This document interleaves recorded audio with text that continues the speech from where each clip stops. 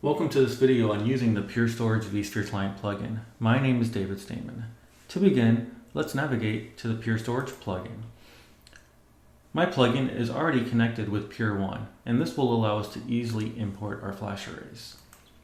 Let's click on Add, Import Arrays from Pure 1. We can use the same credentials for all arrays, and we'll enter in our username and password.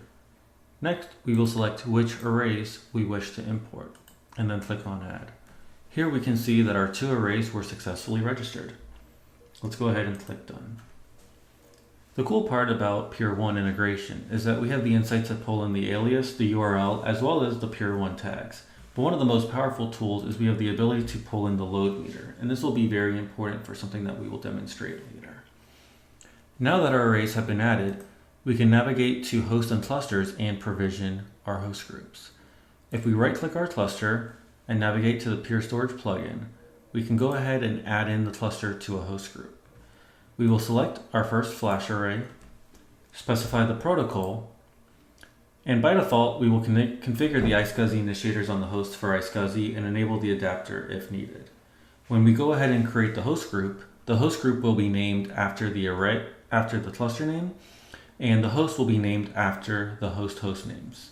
From here, we can click on Create, and this will go ahead and provision the information on the flash array.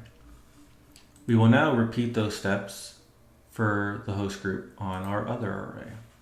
So this time we will select RM70, select iSCSI, it'll use the same host group and host names, and we can go ahead and click on Create. Now that this has been completed, we can begin to provision our first data stores. If we right-click our cluster, navigate back to the Pure Storage plugin, we can create the data store. We have the option to either do VMFS or virtual volume, but this demonstration will cover the VMFS. We have the ability to, when we provision the data store, choose VMFS 6 or VMFS 5, but VMFS 6 is recommended for the automatic space reclamation, as well as it's just in the latest and greatest technology. Click Next to proceed. From here, we will enter in our data store name. We'll also specify a capacity we wish to be assigned, and click on Next. Next, we will specify what resource we want it to be connected to. So if this is a cluster, we want to make sure that we're using the cluster compute resource.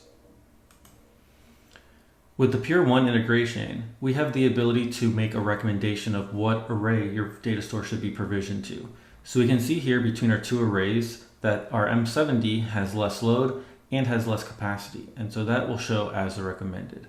If we wanted to deploy to an active cluster pod, we also have that ability with the latest version of the plugin. But for this demonstration, it'll just be a local one, and we'll choose the recommended array. If we want to, we can specify a protection group for our data store to be part of, whether or not we want it to be replicated or have any snapshots. We can also specify the bandwidth limit and IOPS limit, as well as a volume group for your data store volume as well. When we're ready to complete, we can review all the details and make sure they're what we want, and then click on Finish.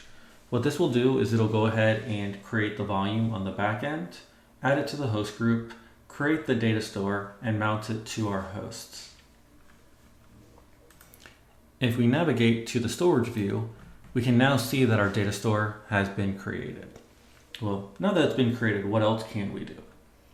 If we right-click the data store and navigate to our plugin, we see a few options here. We can edit it, we can run space reclamation, we can destroy it, we can mount it to additional hosts, we can create snapshots or data store protection. So let's go down this list and see what we're actually doing. From here, if we click on Edit Data Store, we can rename the volume and make sure it matches the data store name. We can re-add it or change a volume group. We can specify the pod, resize it, as well as specify the volume bandwidth or the volume IOPS limits. If we look back at the plugin, we can also run space reclamation or schedule space reclamation, but since this is a VMFS volume, we don't need to do that. What we can also do is update the data store protection. When we provisioned this data store, we did not assign it to a protection group at that time. But now we're like, well, we do need to replicate this now. We can go ahead and specify the protection group and update the protection. One last thing we can do at the data store level is if we right-click the data store, navigate to the plugin, we can create a flash array snapshot.